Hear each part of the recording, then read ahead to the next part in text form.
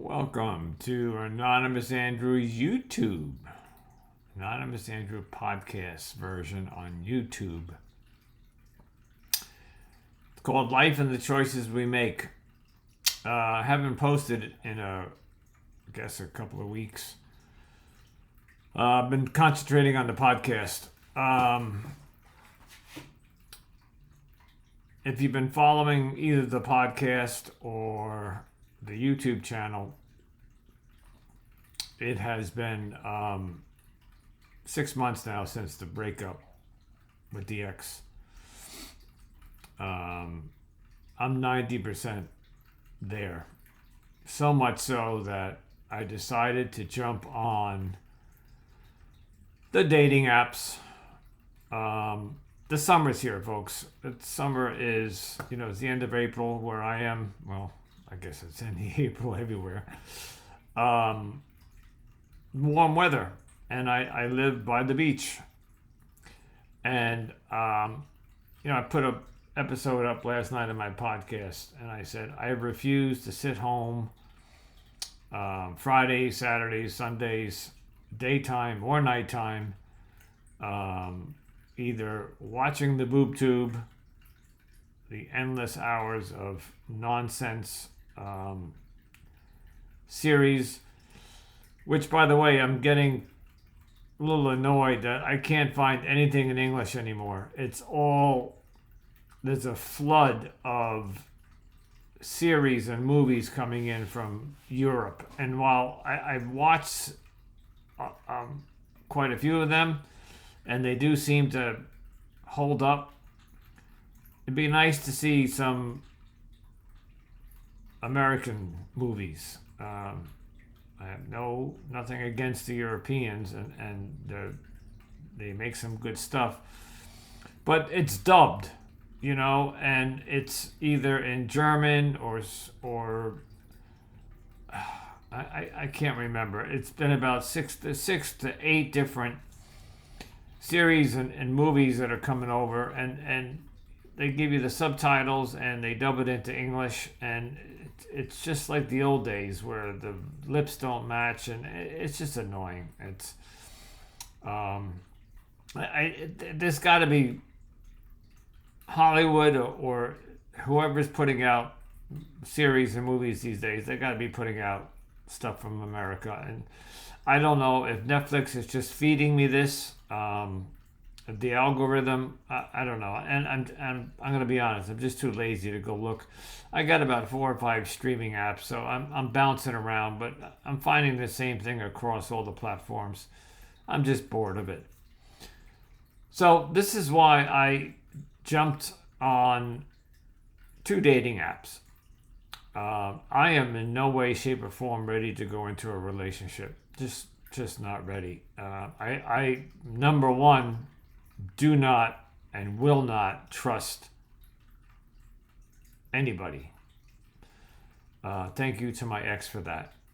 I did read something last night that I found on Instagram, and there was something along the lines to the potential version of you that I fell in love with. You will be missed. To the actual version of you that manipulated me and giving me trust issues, making me question everything. You took a part of that when you left. You took a piece of me of that when you left. I scribbled this down. So, basically what it's saying is, you're a piece of shit for doing this to me, and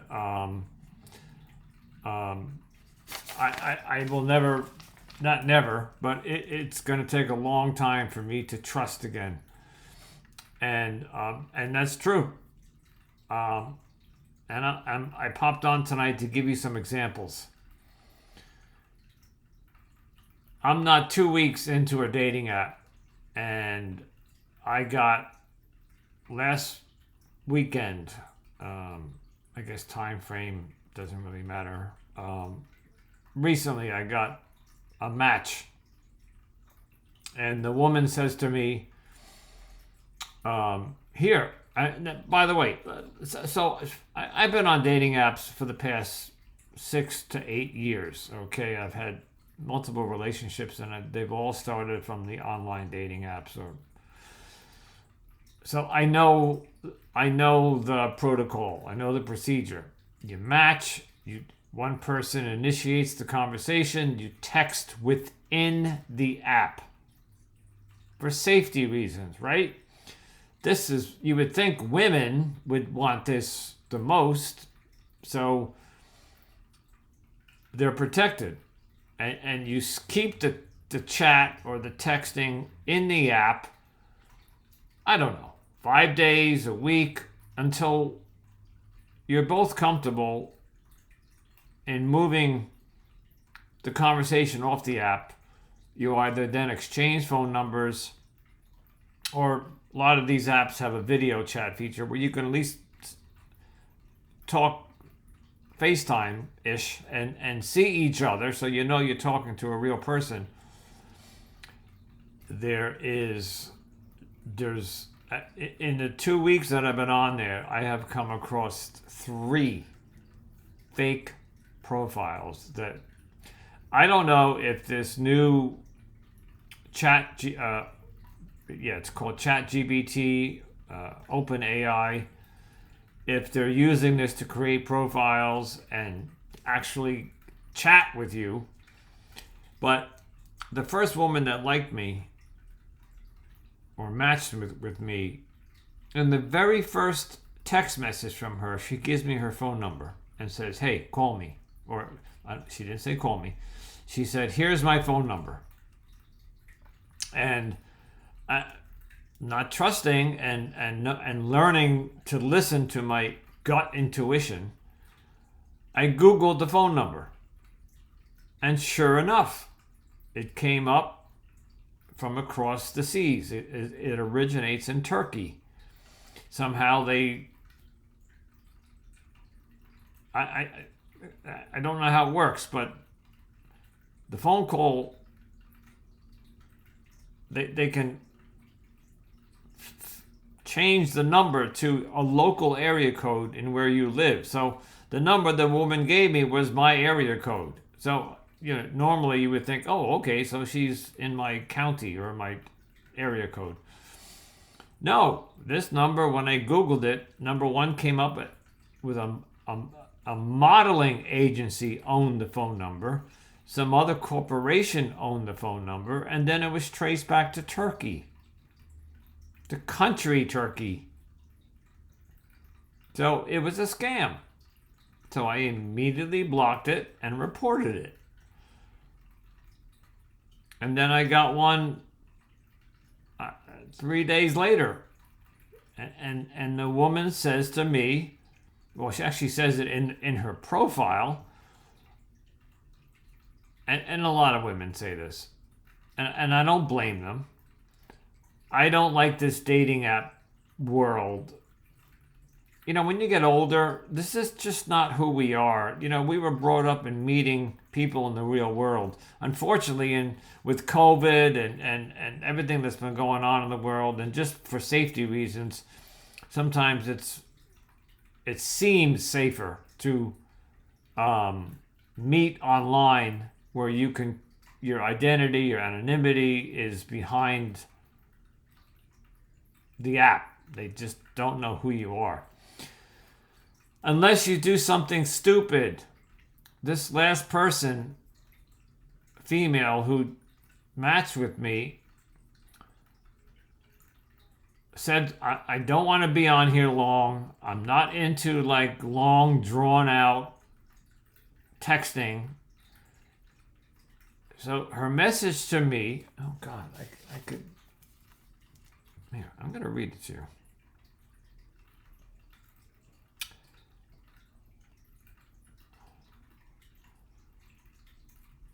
I wrote back to her, I don't want to be on here either. Let's chat and get off the app. Okay, so I did what I probably shouldn't have done, because she was saying, I want to get off the app. So she writes back, I'm going to read it verbatim, okay, because there's no pronouns, there's no adjectives. exchange numbers, period, but actually talk and not text, period. It's old school, but normal to me. You game? Question mark. So even her text is very short. It's not full sentences. And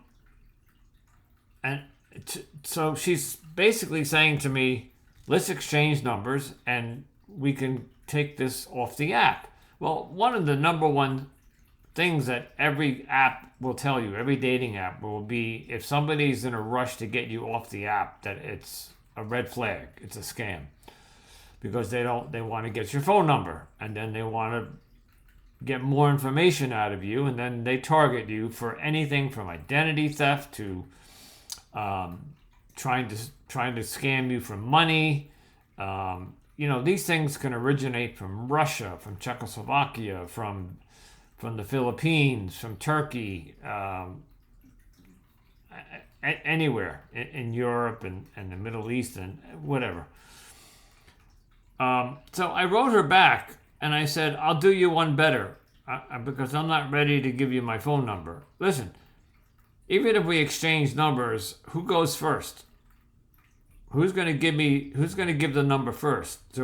Because I'm not giving her my number. And if she gives me her number, how do I know it's really her number? And then she tricks me into giving me giving her my number, and now they got my number. If it's indeed somebody else. So I said to her, this particular app, I'm going to say it, Match.com, this particular app has what they call a vibe check. And you push a button, it's a little camera, and you can call this person and do a FaceTime. I know FaceTime is Apple, but you get the idea. You could do a video chat and stay on the app. So I'm kind of meeting her in the middle. She wants to not text for a week and a half. And I get that. So I said to her, let's video chat. And she wrote back, hey, I concur. Catfishing and creeps aren't optimal. Very cool of you to suggest. So I'm now thinking, okay, maybe she's real and she didn't think of it. So she's giving me kudos for thinking of it. So I wrote, great, I'm available tonight, tomorrow night. You pick a time and let's do it. She wrote back, we can FaceTime first, but I need a time so I am on board. Date and time, please. Again, not full sentences. So, but if you read the text that I sent her, I asked her to pick the date and time. I said, whatever is comfortable or whatever your availability. I said, I'm free Friday, Saturday, and Sunday. Afternoons, I wrote it. And then she's coming back me to say, no, you pick the time. So I did. I said, how about Saturday night at 7 o'clock? I will initiate the video call to you. It's Saturday night. It is, well, it's way past the time. It's way past 7.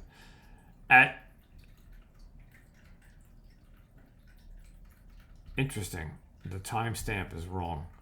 About an hour before 7 o'clock, I'm looking at the timestamp and it doesn't seem right. Anyway, she writes back, or not writing back. This conversation happened yesterday about I'll call you at 7 tomorrow, which is today. She writes, great. Not FaceTime today, unfortunately. I took a flying leap cleaning my wood floors with pledge and socks, and so for first impressions matter, I do not look my best, needless to say. If FaceTime is a priority to you, then we can when I'm not at my worst. I'm seriously injured and I am not in the mood to do my hair and my makeup. Up to you. I'm here and can't go anywhere anyway. What am I supposed to make of this?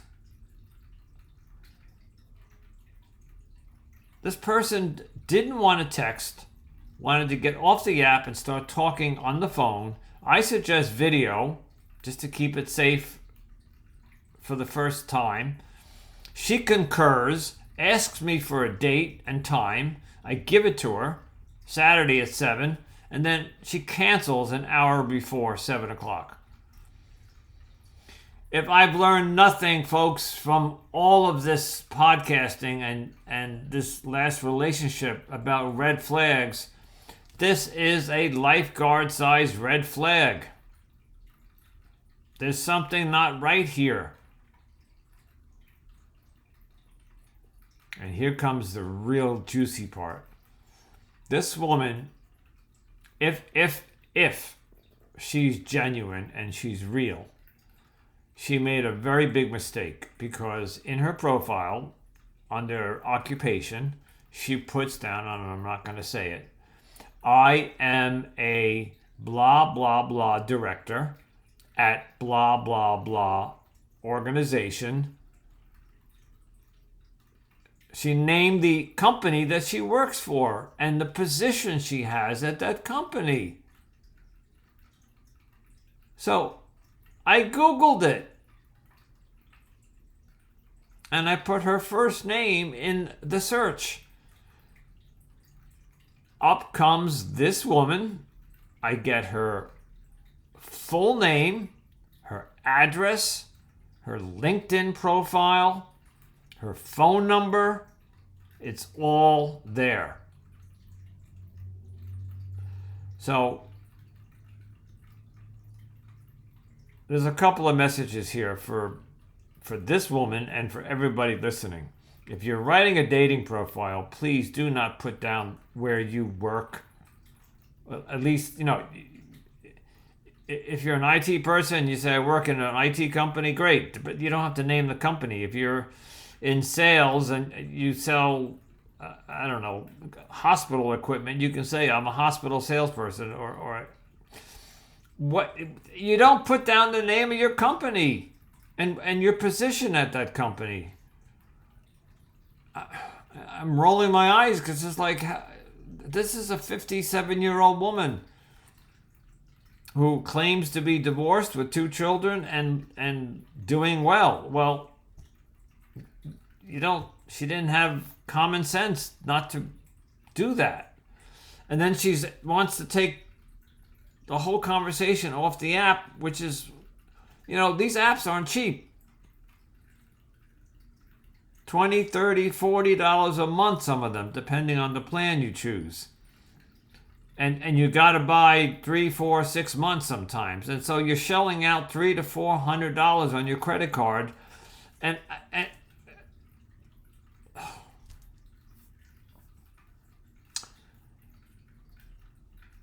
my gut intuition is telling me that this is not a real person, that somebody, a scammer, either from this country or from another, joined Match, because to them, these scammers make hundreds of thousands of dollars a day or a week, so paying a couple of $100 for a profile is nothing to them. It's worth their investment into paying Match or Bumble or Cupid or any of them is worth it. If they can get one person to shell out 10 grand, whatever.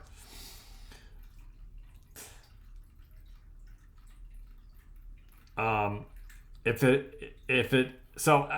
sorry, I just lost my thought there for a second.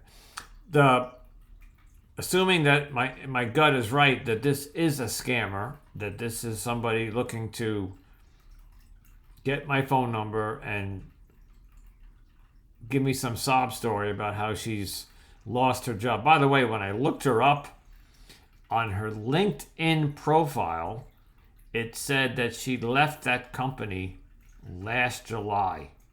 in 2022.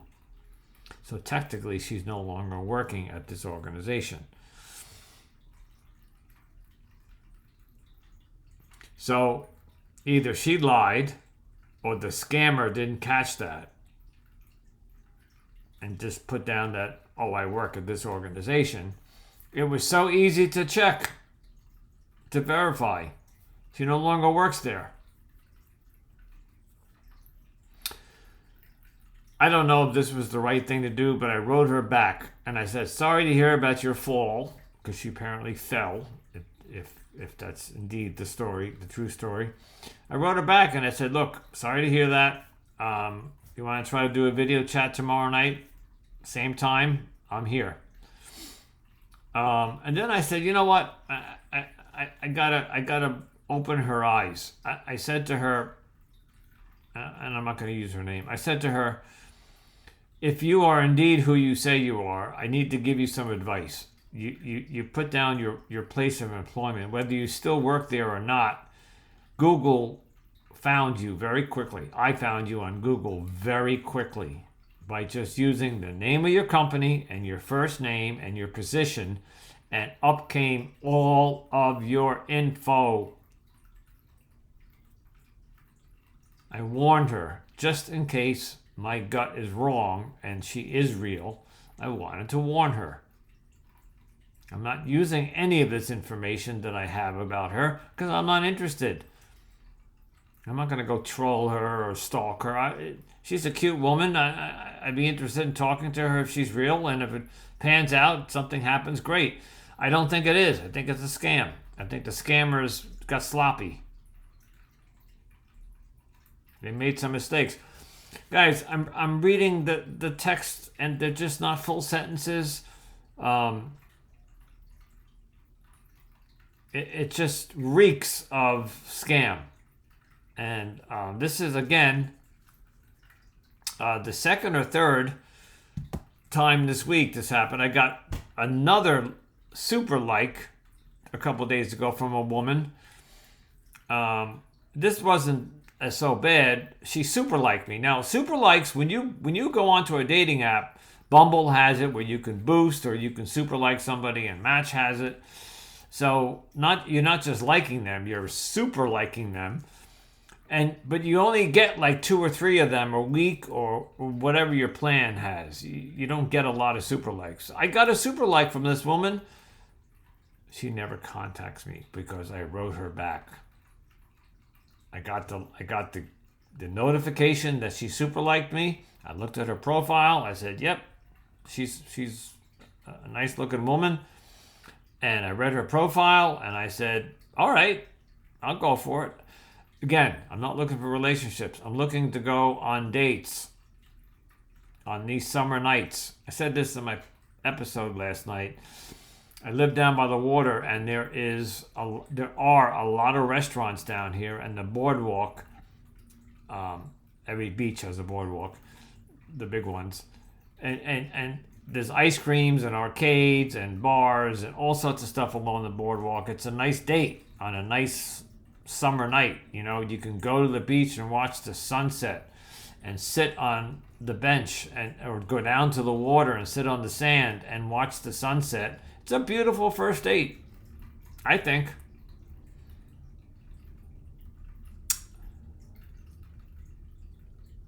Once again, I lost my train of thought. Anyway, one of these days I'm going to learn how to edit these videos. I'm in the IT world, but I'm not in the video IT world. I'm in the procurement end of it. I don't want to get too personal, but again, see, I'm not going to give you too much information. But I would have shown you these text messages. Of course, I would have blurred out her name and any information there. But I'm looking at this, and it's.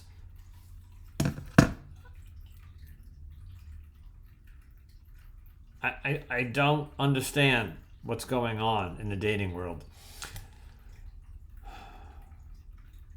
There's a friend of mine who has had some pretty horrible dating experiences on these dating apps, and she's been doing it for almost 2 or 3 years now. She's got some pretty really bad stories of dating. I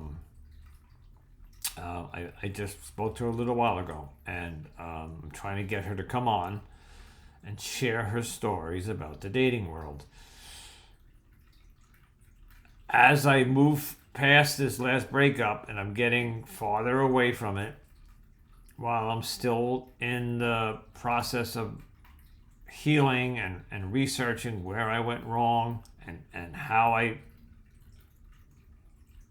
really messed this one up by allowing this person to do what she did to me for so long.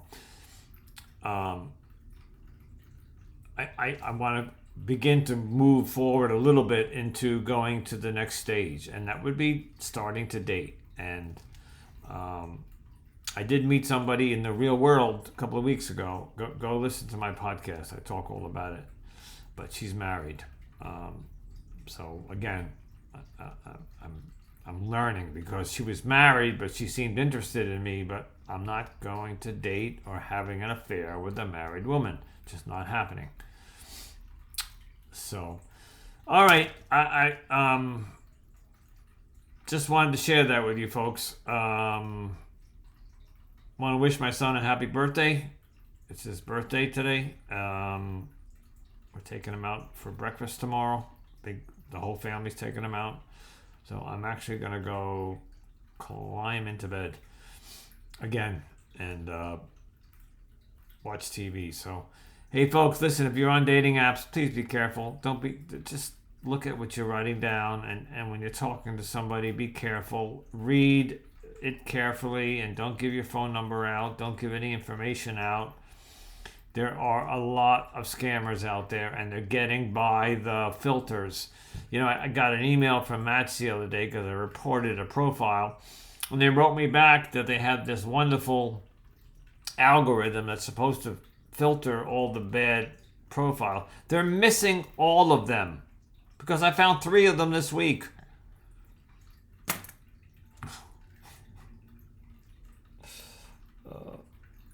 And I'm paying good money for this. $300 to find a woman to go on a date with so I can buy her ice cream on the boardwalk. Oh my God. Just go down to the boardwalk. Go near the ice cream vendor and see if there's a woman standing there. I'll buy her an ice cream. I have to pay $300 for that. Folks, it's not about the money.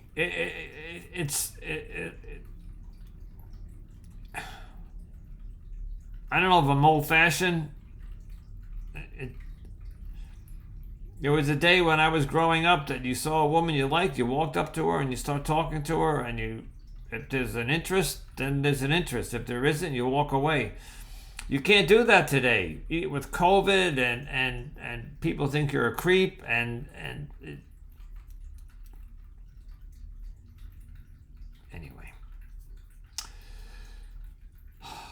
All right, guys. Anonymous Andrew here, signing off. Have a good night.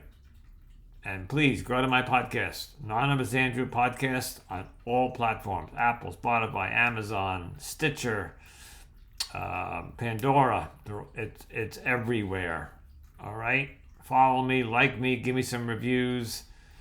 If you want to be a guest on the podcast, you got a story to tell, or if you're an expert or professional or have any insight to any of the topics that I've been dealing with, come on down, come on the show. All right? Anyway, we're going to say goodnight. Ciao.